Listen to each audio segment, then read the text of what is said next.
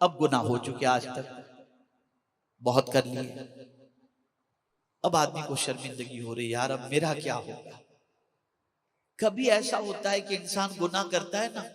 اور جب بہت گناہ کر لیتا ہے، بولا اب اتنے کر ہی لیا ہوں اور میری پہچانی گنہگار کی طرح ہو گئی، تو اب سدھروں گا تب بھی لوگ مجھے اچھا نہیں کہیں گے۔ یہ شیطانی سوچ ہے، یہ شیطانی وسوسہ ہے۔ جس دن آپ نے گناہ سے توبہ کر لی اور اللہ کے راستے پر چلنے کا ارادہ کر لیا، سنیے جو میں عرض کرنے جا رہا ہوں، لفظ پر غور کیجئے گا، آپ نے ارادہ کر لیا، آپ کو عزت ملنی شروع ہو جائے گی۔ مثال کے طور پر آپ کے محلے کے اندر اتنے ائمہ حضرات موجود ہیں، ان ائمہ مساجد میں سے کسی امام کے قریب یعنی مسجد کے قریب ایک نوجوان کوئی رہتا ہے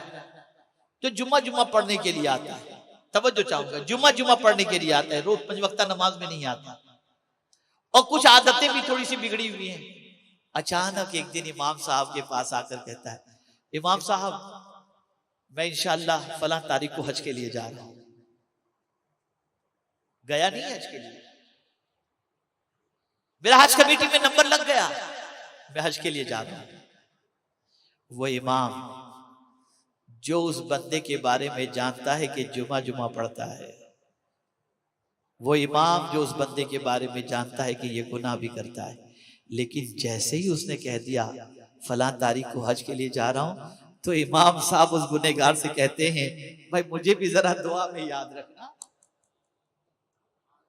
مجھے بھی ذرا دعا میں یاد رکھنا۔ مکہ نہیں پہنچا، مدینے نہیں پہنچا،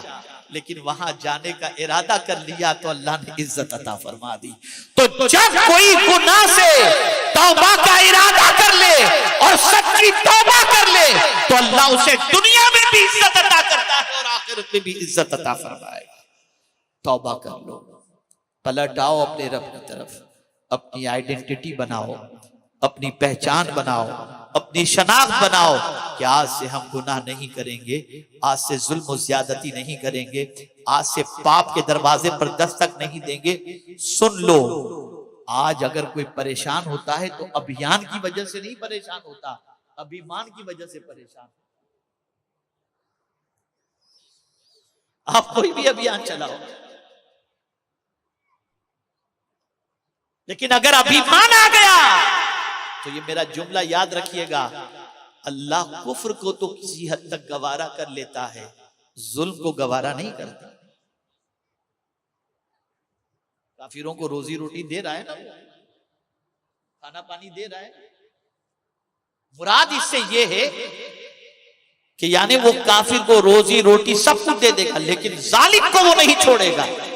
اس کا مطلب یہ نہیں کہ معاذ اللہ وہ کفر کو پسند کرتا ہے، استغفر اللہ ربی من کل ذنب واتوب، یہ کہنا مقصد نہیں ہے۔ کفر کو ڈیل دیتا ہے، لیکن ظالم کی پکڑ ہوتی ہے، اس لیے کہ وہ کافروں کا بھی رب ہے، وہ مسلمانوں کا بھی رب ہے، وہ سارے انسانوں کا رب ہے۔